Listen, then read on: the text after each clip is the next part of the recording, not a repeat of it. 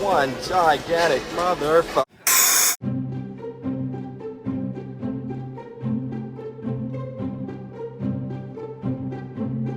It's one gigantic mother.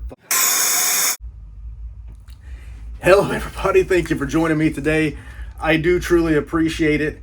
And this is not a joke. I mean, this is not perspective. I guess it is a little bit perspective. This is flipping crazy.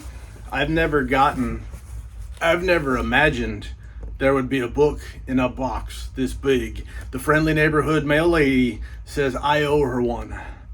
Big time. She was TO'd. She was really just TO'd. It wouldn't even fit in the mailbox. She had to put it in a special bin that I have for her when there are too many packages for the mailbox.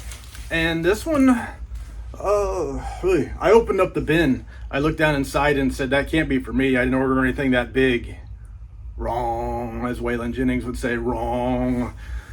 Centipede Press. I ordered a book in September 22nd of 2024, and right now it's September 19th of 2025 from Centipede Press, and it was called Frankenstein. Ever hear of it? And Centipede Press is one of the great publishers out there, one of the best around, one of my favorites.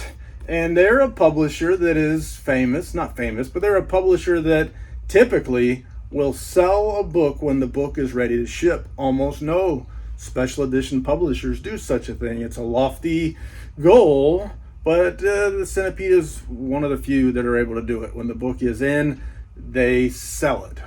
And occasionally they'll pre-sell one, but typically when you order it, that means it's there and ready to be packed and shipped.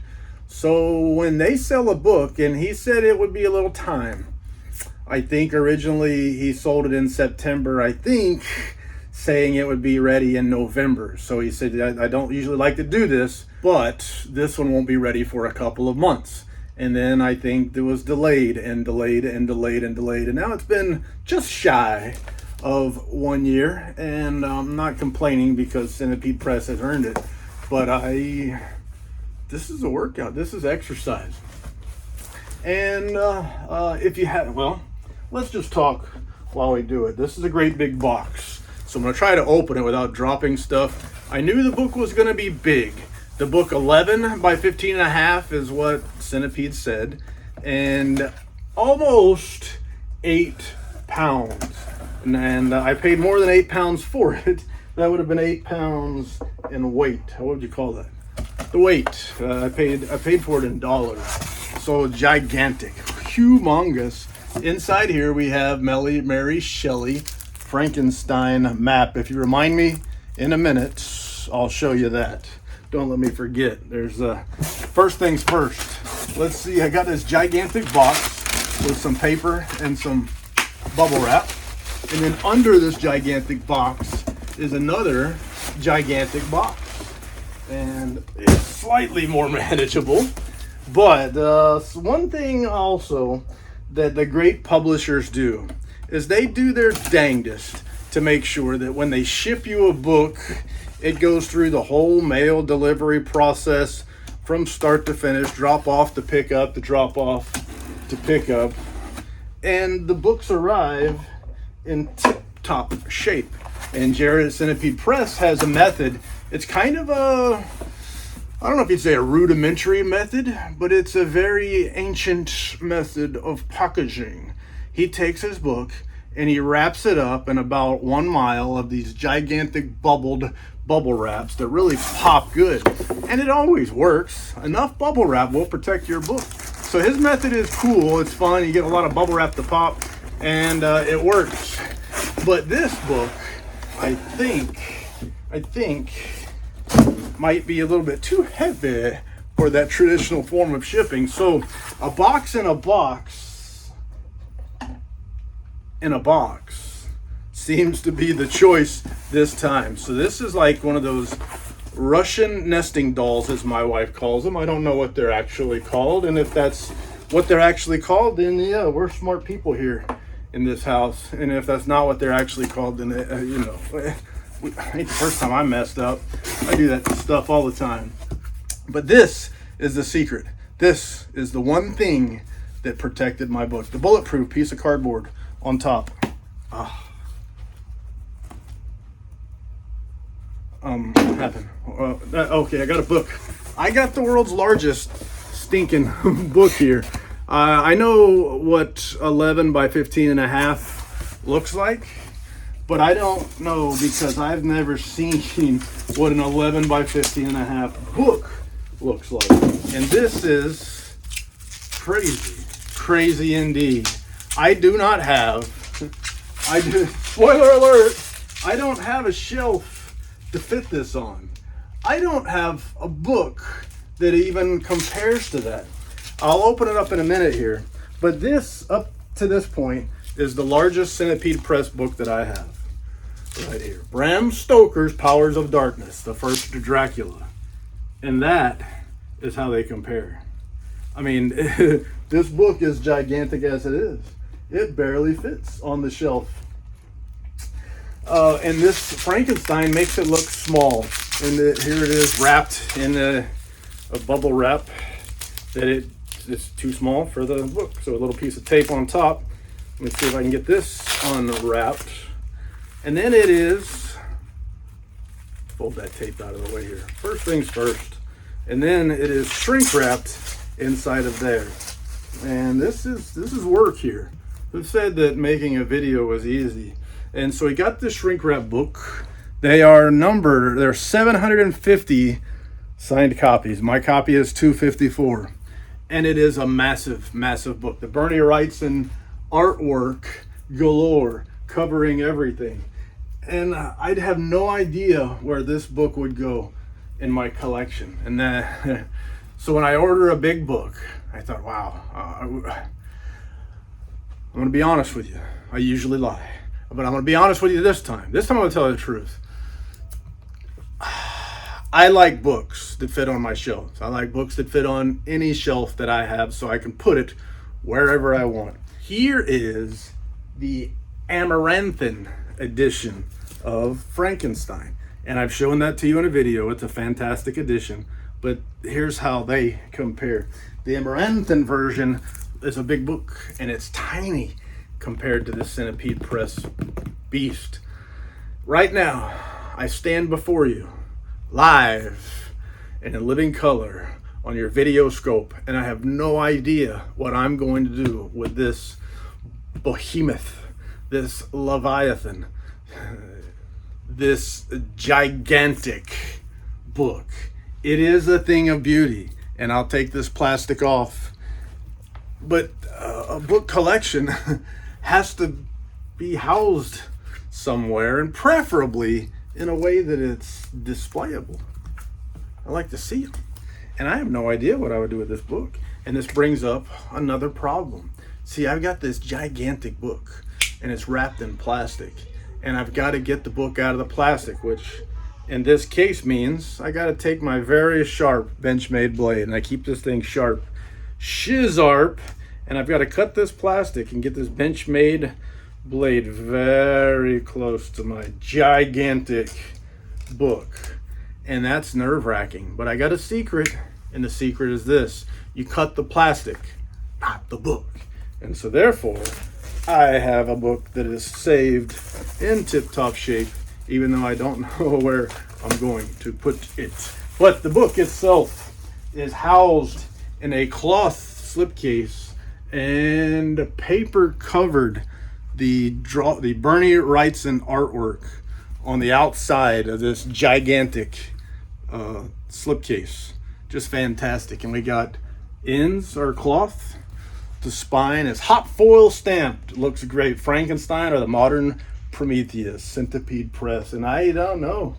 I got to figure out what to do with it, where to put it. If I put it on the top shelf above everything else, which is where it'll have to go, it is about 1.5 inches from the ceiling. You couldn't see that, but that's a fact. And it's gigantic. And that's, well, we'll just, it's too big. Too big, but a fancy, gigantic, quality slipcase that looks phenomenal.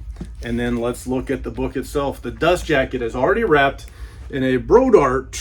It's wrapped in a dust jacket protector. I don't know who made it, but it's huge. And I don't know, there's no way I would have been able to wrap this in what I typically use, 10 or 12 inch Brodart adjustable 3s, but I'm sure I could have found one that's big enough to handle this 15.5 inch behemoth. It is top edge stain. Does have a built-in ribbon page marker, Smith sewn binding, and I'm going to set it to the side, forgive me, real quick, and I'm going to take this dust jacket off, forgive me for a moment, stretch it out, and show you what it all looks like. So give me just a moment here, because it's a little bit bigger than the books that I typically handle. So here is our dust jacket all stretched out. The Bernie Wrightson artwork is fantastic. It does look good. This is a double-sided dust jacket, so I'm not going to take it out of the plastic, but on the back side here, you can see the artwork. The artwork therein, it looks like the spine has no writing on it, so it is, if you wanted to stretch that out, hang it on the wall, you could. And guess what would happen if you did? You would have a cool looking thing hanging on the wall, and you would have a great looking book sitting somewhere. But here's the book itself. We have the quarter bound cloth binding, the hot foil stamping on the spine that just looks so good. Centipede Press books look so good in the nude. And then you have this Bernie Wrightson artwork. I said paper, but it's actually a cloth there on both the slipcase and the cover of the book. That artwork, and there is the monster, Frankenstein's creation. Man, so good. Looks so good. Looks fantastic. And then I'm going to show you a little bit about what's inside. I told you 750 copies. Showed you what my number was. And paper artwork. Handling this thing is a chore. It is tough to manage for something like this, but I'm doing what I can do. And here is our, what do you call this? Colophon page. The signature page here. The limitation page. It is number 254 of 750 signed and numbered copies, plus extra copies for contributors and rights holders. It has a Mary Shelley facsimile signature, a Bernie Wrightson facsimile signature, he passed in 2017, as well as a signature of George Baum.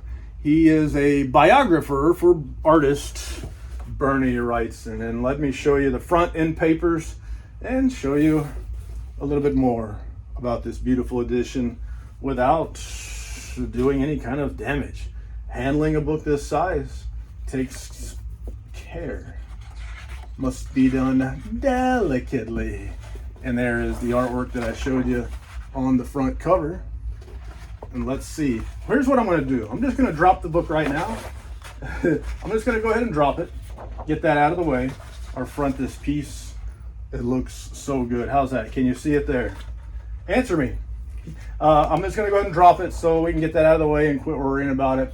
But the paper, Mohawk Superfine, it feels so nice. It feels nice to the touch. You can tell when you open this book, that's what rung the bell, is that it feels so nice. There are our contents. We have an introduction by Stephen King, the author's dedication, artist's dedication, author's introduction, preface by P.B. Shelley. Then we have our book. Then you have Bringing the Past to Life, Bernie Wrightson's Frankenstein at 40, essay by Lillian Hochwinder. A phantasmagoric art gallery, Bernie Wrightson's Frankenstein artwork, and Drawn to Frankenstein, Bernie Wrightson's magnum opus, afterword by George Baum. And this book does contain, I have to look it up here, this book does contain 48 pages of Frankenstein-inspired artwork, and I will show you what I find. But the artwork here, phantasmagoric. And there is the text, introduction by Stephen King. There's the text to what it looks like here. Let's see what else I can show you in this arm exercising venture here. It's good for the arms, biceps, good for the front deltoids. Let's see some of this artwork.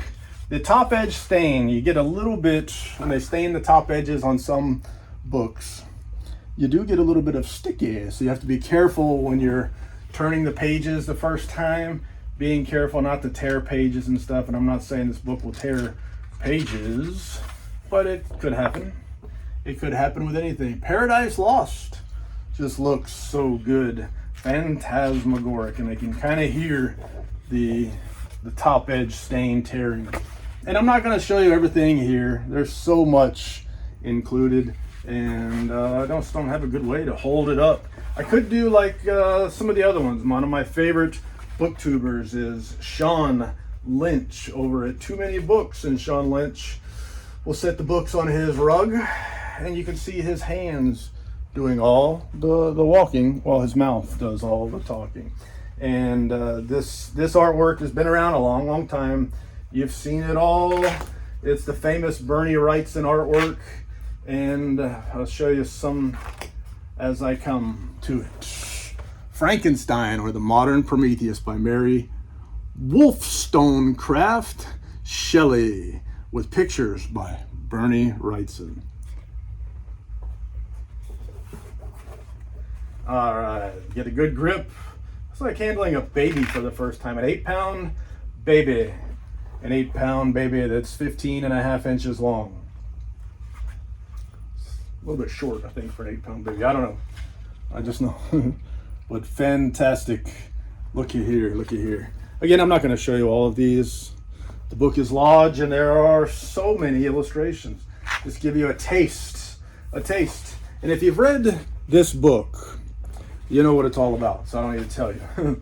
But if you haven't read all this book, you've probably seen a movie by James Whale starring Boris Karloff, one of my absolute favorites of all time, as Frankenstein's monster. And the creation, as written by Mary Shelley, is quite different than the movie version, Boris Karloff's monster. And what often happens is people take a side. They'll say, this one is better, that one is bad. And so fans of the book will say, the book is better, the movie is bad. And I'll just tell you this. The book and the movie are two different animals, two different things, more so than just reading a book and watching a movie, more so than that. Two different stories, different characters, different writing. And I won't show them all to you, but I'll show you some of this artwork here. And so they end up being very different things, and having, more than likely, I would say most people see the movie first before they find the book. And then when they read the book, they're either A, very impressed with the book, or B, disappointed that it's not what they saw in the movie. Now, different types will have different slants on that. And I'm a guy that loved the movie. That James Whale Frankenstein, to me, is a special film, holds a special place. I like it far more than The Bride of Frankenstein. I love that movie, and it's one that I can watch over and over and over again. I'm a fan of James Whale, definitely a fan of Boris Karloff. And there are some scenes in the book that were also in the movie. The details of the story are far different. The nature of the characters in the stories are far different. I would say this, the James Whale film has sympathetic characters that you can understand, that you can get behind, that you can support, and that you can pity or pull for, or anything like that. The book is far less sympathetic in terms of the characters. Not only is Frankenstein himself not a great fellow who does things that are not great to people and to his creation, but the monster himself is an evil and vicious and vindictive, vengeful, will kill and torture and hurt anybody to be able to get his revenge on the person that created him, and then snubbed him, discarded him, abandoned him, and left him for dead. Also, the description of the creation is far different. The story itself takes place in different places. I would say the book is more of an adventure and is more of a morality tale than the movie itself. The movie itself gives a great monster. It gives great performances, great characters. It is beautiful, and I like it in every way possible. The book itself is a little bit more of an adventure and considerably more dramatic and tortured. And there are no really true heroes in this book, and nobody is really right. But the characters in this book are stuck on principle. And they both demonstrate, well, the two main characters, they both demonstrate the need to prove the principle and not necessarily on what's right and what's wrong. And they feel like their principle justifies doing horrible things. And do we see that in real life? I think we do. I think when I hear somebody say something like it's the principle, I usually find that to be code for I'm doing something that's wrong, but I'm justified in doing it. And I think the book demonstrates some of those characteristics. And there's more. Playing around with things that should not be played with and such as that. But it is a giant edition from Centipede Press. It is hard to show it like this. It is full of amazing artwork. And this is a fold-out. Don't tear the fold-out. A full fold-out right here. I know you can't see it. I can't see it myself, hardly. It's too big for the scope. But amazing artwork here, an amazing edition. And if nothing else, I can say I have an amazing book that is so big. I don't think I'll ever own a book this large. And I've got to go through the pages and carefully separate them all. But my satin ribbon page marker has come out. So I'm going to find a place to stick it, tuck it back into the edition here, and then I'm going to go take a closer look on a table, examining my book, seeing what all there is to be seen. And then from there, I go find a place for it. It's massive, it's huge, and I just don't know what to do with it. So with that being said, I can think of no more lies to tell. Thank you for your time. I do truly appreciate it, and c'est la vie, baby. Doo-doo.